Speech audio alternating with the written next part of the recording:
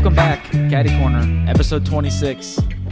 What's up, guys? What up? What's up? Caleb and I are extra happy today because we're trying out a new production setup. Yeah, we are. So if the pod looks better or worse, let us know. Yeah, please. We're hoping this can be a more permanent kind of thing. So, anyways, without further ado, it's that time of the year, Caleb. It is that time of the year. It is paper writing season. I know for me, I just turned in one yesterday. Yeah. Got another one due Friday. Nice. Yep, same professor, different class. So, regardless, this episode is going to be all about how do you write papers. I've got some steps. I've got some keys. And that's it. That's exactly what I have. Holy crap. We're good at this. Home run. Yep. You can take it away if you want, whichever you want to start with. Okay. We'll start with steps first. Do you just want me to go all the way through my steps? I only have 3. You go all the way through your steps. Sure, yeah. Oh, I have 7 steps. All right. So, step number 1 for writing a college paper. Create a clear main point / thesis statement. Beautiful. So usually this time of the year, your main points or your main topic, I should say, is going to be given to you in your prompt or whatever you're writing about. But within that prompt, you have to come up with your main points that you want to talk about in the paper. Sometimes those are given to you, sometimes they are not. And so creating a clear thesis statement, which if you don't know what a thesis statement is, it is basically a sentence long. I would say like a synopsis of the entire paper, like what the paper's about. Yeah. It's a summary of what the paper is about in one sentence. So it's what you're going to say, all your 3 main points or how many main points you have in one sentence at the beginning of your paper. That's a thesis statement. So that is step number 1. Step number 2 is do research to support your thesis statement. So whatever you want to talk about in your paper has to be backed up by fact. That's how papers work. So you have to do your research to find. Hence the name research paper. Yeah. 3, create an outline. Yeah. During the school year, whenever you have like your normal like assignment papers, I don't create outlines personally, but whenever it comes to essays, I do every time.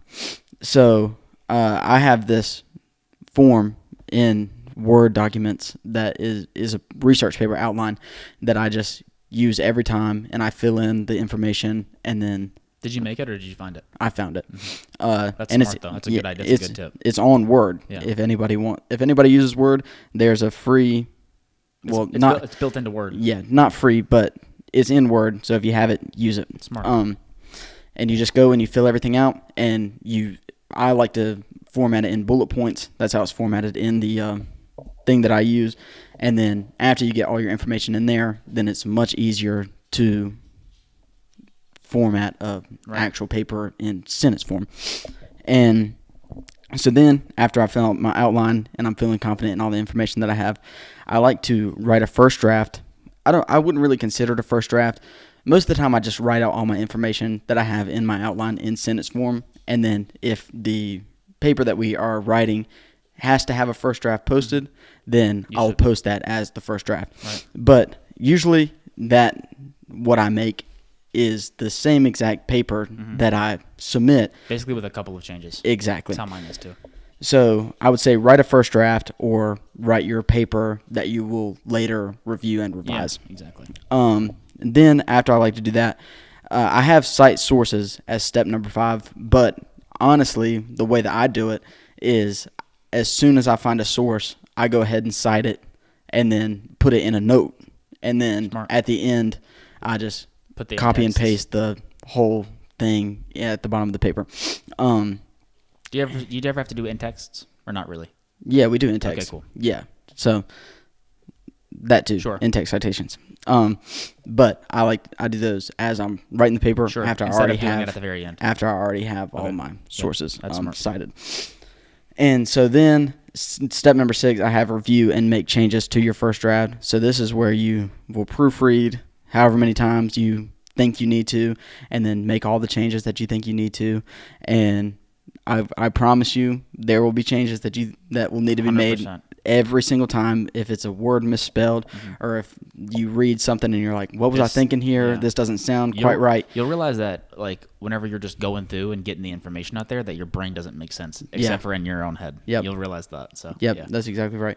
And also in this stage, you have to read the paper as a person who is reading the paper who didn't write it. 100%. So you have to take on the mindset of you didn't write this paper, so how would you take this information if you weren't the one who wrote it? Because you understand this topic more than the person who's going to be reading your paper is going to understand it, because you did all the research and you did everything that goes into creating a research paper on the topic. And so you just have to take yourself away from that and realize that I should word this a different way to make it more simple or whatever. And a tip for that too is, like, maybe you're not good at that. I'm not good at that. Yeah. So outsource that. Definitely. Like, find a friend. 100%. Or give it to somebody who is good at that kind of thing. If you got a writing center at your school, do that. Like, get somebody can help you out, even if it's not you. So 100%. And then step number 7, submit the paper. Boom. And then you wait. It's a waiting game after that. But you have to submit your paper and be proud of it. For sure. And be proud of your work, because research papers are not easy. They are a lot of work and they take a lot of time. So if you put the time and effort that it takes into creating a research paper, you will 100% be proud of your work every single time. And so those are my 7 steps of how to write a research paper. Bada bing, bada boom. Mine is much more conceptual. My 3 steps are planning, writing, and revise. Those are my 3 overarching steps. But in the planning process, and I think probably the most important thing that you can maybe do whenever you are writing a paper is if you get to choose your prompts and stuff like that, which sometimes you do. It just depends on the situation. For example, maybe you have a large prompt given to you by your professor, but you have some leeway in picking stuff. You got to pick something that you're interested in. Totally. You are going to spend, if you got a month to do the paper, you're going to spend 2.5 weeks researching it. And that's just kind of how it is. A lot of times you need a lot of sources. Professors will require however many sources. I haven't really had usually to write. 8. Yeah, it just depends on what you're writing. So you're going to have fun researching is basically what I'm saying. So research is probably the hardest and longest part of the whole thing. So have fun with that. But you got to pick something that you're going to actually want to do your research on and then eventually write about. Yeah. As you kind of plan stuff out and stuff like that, your thesis statement point was really good. You can either you could just got to come up with one of those. And basically just in that thesis statement, come up with a point that you're trying to make in the paper. If you're trying to persuade somebody, or if you're trying to just really hit one point home or kind of whatever, just nail that in the thesis statement. And if you've never written one before, it can be kind of like hard to word it and stuff like that. That is 100% but true. You just basically need to say whatever you're writing about, like, very confidently. Yeah, and that's exactly what it consists of. If you're trying to write an informative paper, the first words in your thesis statement should be, in this paper, I am going to inform the reader, yada, yada, yada, and whatever you're going to inform them. Same thing if you're trying to persuade them.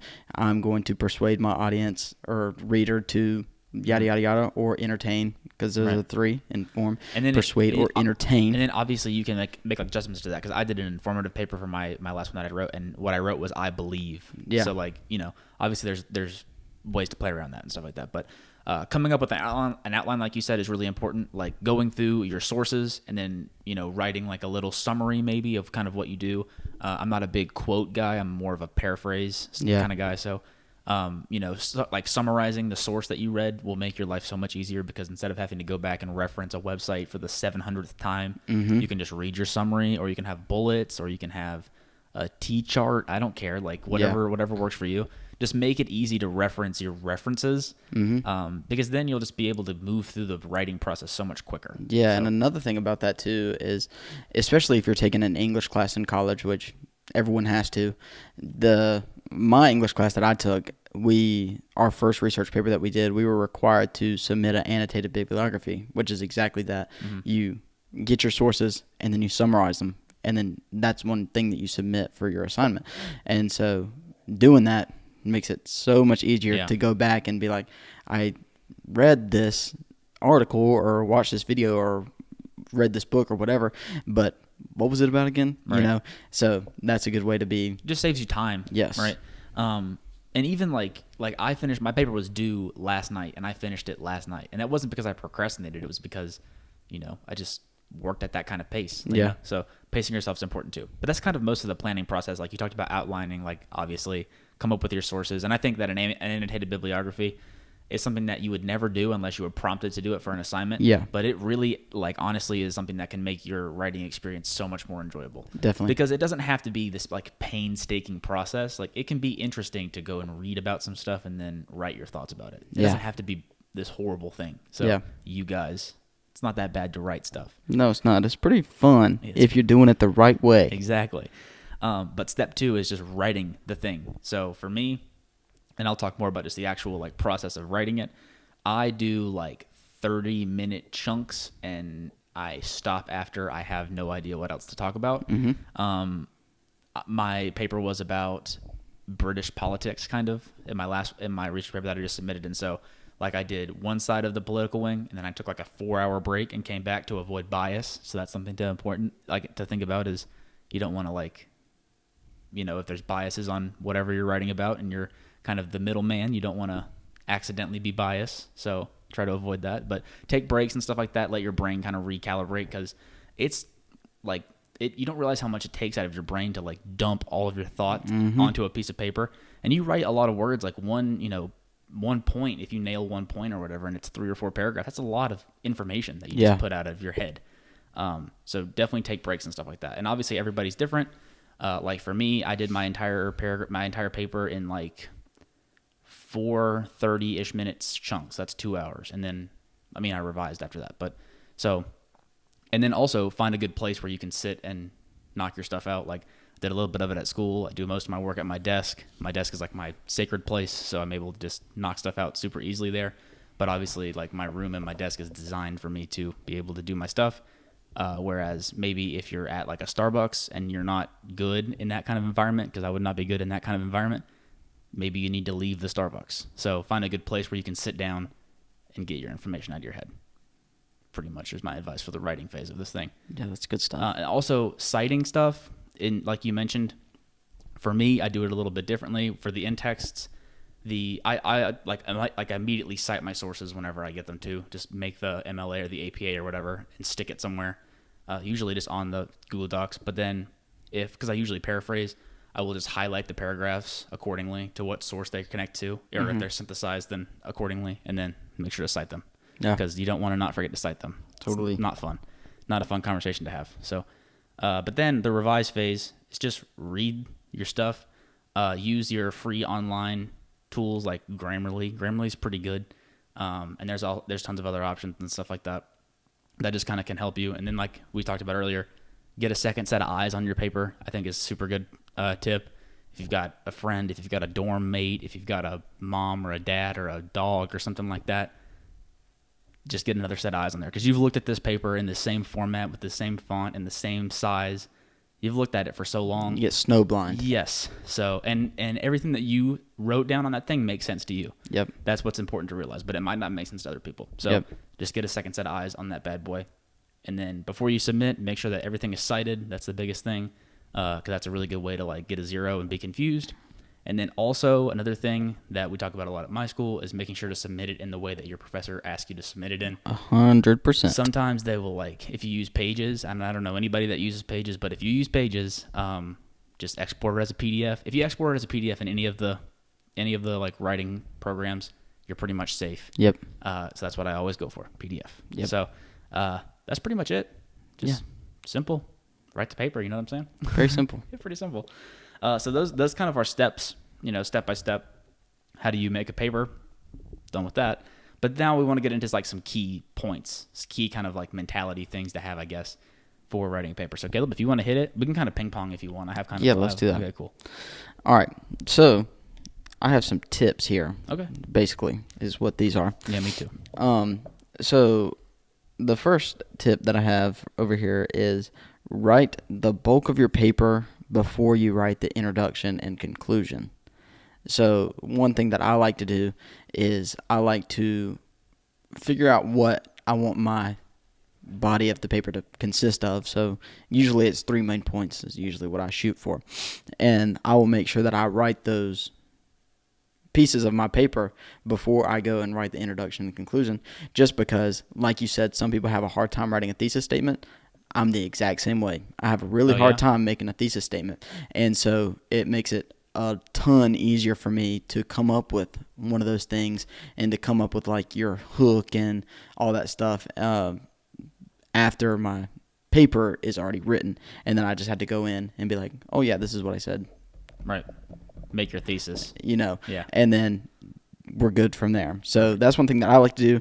If you want to try that, go for it. If you are good at writing thesis statements and you don't need to do that, I totally am not gonna be offended by that at all. Yeah. But just something to think about, because that's something that helps me a lot, especially if you struggle with writing a thesis statement.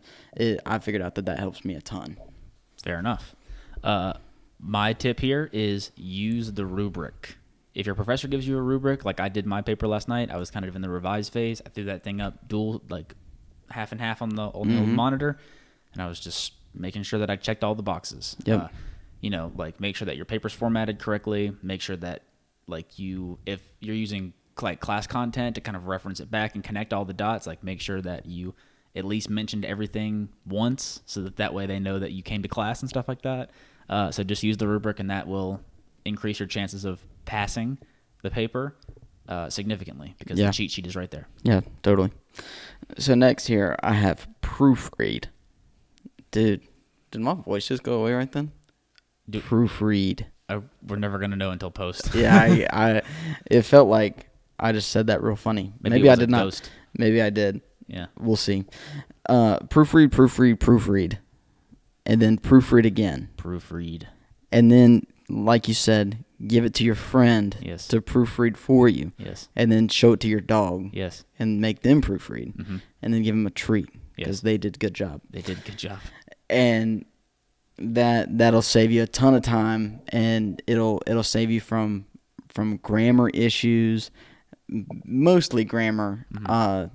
If it's something that's not spelled right, or if it's something that's just not worded right, usually somebody else will be able to catch that before you would be able to catch that, just because it makes sense in your brain, but it doesn't make sense in somebody else's brain. So that's a big thing, because it's so frustrating whenever you get a paperback and then they say you need to work on your grammar or whatever, and it's like, well, I thought it was good. Exactly. But all you had to do was just give it to somebody else and say, can you read this real quick?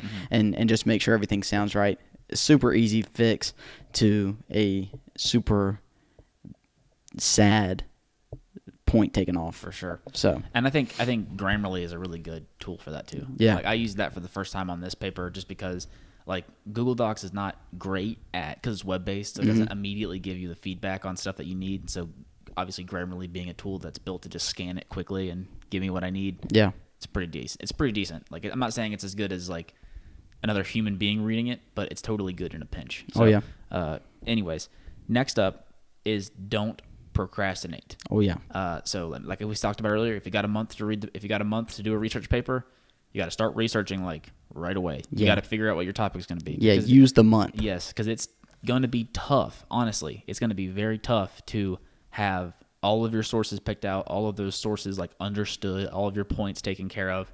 And a month is a lot of time, but it also kind of isn't especially if you procrastinate the research part of it. You can pump a paper out in 2 days. Yeah. Not if you don't have the information though. Yep. So don't procrastinate. Yep. Next here, I have make sure your citations are the right format. For sure. Your whole paper even. Yeah, your whole paper, definitely. So for me personally, whenever I do my citations, I use this website called, I'm pretty sure it's called BibMe. Okay. Sure. And it's just a free citation maker. Citation machine. Yep, it's citation machine, but free. Citation machine's free too. I thought it wasn't free anymore. I have to watch videos now. I have to watch ads. Well, whatever though. There's a million. Yeah, of there's them. so many out there. But just make sure that you know what format your paper is going to be in, whether it's MLA or APA or Chicago or whatever, and make sure that you have the little thing clicked and you're making your citations in whatever format you have to be using, because that's another thing, such an easy thing to look over, but that's points off every single time. So Yeah, 100%. just make sure that that's on your mind, and make sure that you're citing your sources the right way. And that's also another thing. If you are in an English class and you do have an annotated bibliography, that's one of the things where it's good to go ahead and get all of your sources and all of them cited already. So whenever you submit that, your professor or whatever can be like, hey, these aren't cited quite right. And so then you know to go back and work that out or whatever. 100%. And even if you don't have one of those if you don't have an annotated bibliography, I know at RCCC anyway, you can go to the library and get the librarians to check out your citations to make sure they're right, or English professors every single time. If you send them an email and say, hey, is this formatted the right way, they'll tell you 10 times out of 10. For sure. That's actually a really good point. Even is if you have questions about anything regarding the paper, as long as it's not like last day, like just reach out to your professor and ask questions, because they have no problem helping. Oh yeah. Like pop into office hours and stuff like that. That's a really good way to just make sure that you're nailing. It's very similar to like working with the rubric, but this time it's like a physical person that actually made the rubric, so they know what they're looking for, to say the least. Yeah. Another one of my points here is just to stay organized. Have your sources in one place. Keep your citations in one place. Like if you have one working note document or whatever it is for you, keep your due dates organized. Maybe you've got an annotated bibliography due at the 2-week mark of your month-long research paper. Like keep everything organized. Otherwise, you're just like gonna lose quickly. So you just got to stay organized whenever you do a research paper. Totally. Super important. Next here, I have make sure you use your resources. Yeah, for sure. Yeah. If you're writing a research paper, use Google, because Google is a crazy place, and there are very, very, 100%. Very few things that Google does not have answer to. They pretty much, you can go to Google with anything and it'll give you an answer pretty much every time. So make sure you use that resource, and if you're doing just a normal assignment writing assignment for any class, make sure you use your book. Is something that I would recommend, because I know a lot of people, they will get an assignment like that, and it'll be like a pretty simple 1-2 page just paper assignment or whatever, and then they'll get their prompt, and then they'll just try and Google the answers to questions that will be on the prompt or whatever. The assignments that you have to do for school, the answers are going to be in the book every time. Yeah, if it comes with the book, for sure. Yeah. So make sure you're using that resource to your advantage, because it just makes life so much easier. So that's smart. Yeah.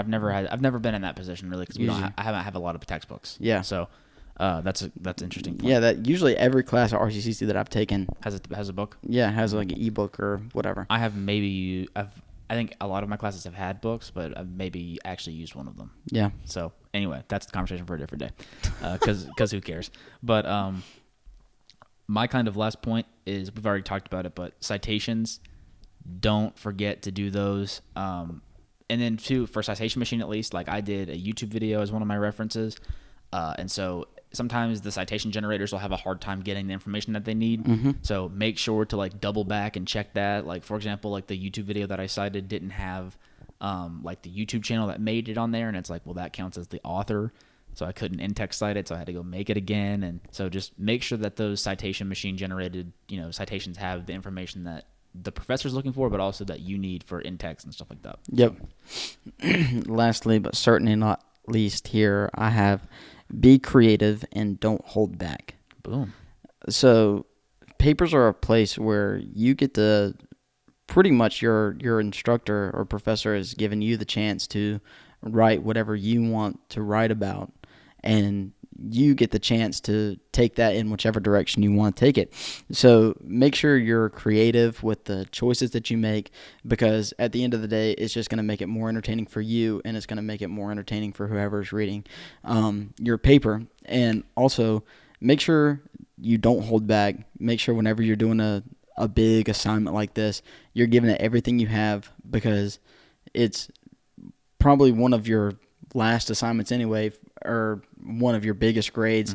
So just make sure that you're giving it all you got, and you're doing the things that you need to do, and you're not procrastinating, and you're just doing it the right way, because if you do it the right way one time, you don't have to go back and fix it. For sure. That's how I look at it. Get dialed in. Yep. So, and I also think too, you can give it a little bit of style. Oh yeah, like, totally. Have some fun with it. Like I always try and incorporate like words that I actually use. Like my paper, I try and make my paper sound like how I actually talk. Yeah. And I'm not this like buttoned up, like that's not how I do things. Like, you know what I'm saying? Like it should be like a little fun to read my research paper. That's kind of the goal. And so you can give it some don't feel like you have to be like super buttoned up and professional, and you know, like just have fun with it, because it's meant to be like, it's research, and so it's informative, but it can also be like an enjoyable thing to do. Like you watch informative YouTube videos that are not like snooze fest. Yep. So anyways, I digress. So that's all I got. Yeah. That's all I got. Cool. One thing that I want to do is, as we're wrapping this podcast up, is Dragon Slayer 125 on Apple Podcasts says, "You guys slay," with a 5-star rating and a happy face. Oh, cool. So shout out to you, Dragon Slayer 125. That is a cool name. That is a cool name. Yep. So, shout out to you, Dragon Slayer 125. Thank you. Means a lot. Yep. That is going to be our Writing Papers podcast. So, yeah. Thank you so much for listening and watching and subscribing and all that stuff. Hopefully the video looks cool. Hopefully you guys dig it. I don't know if you can see my finger or not, because I can't see the LCD.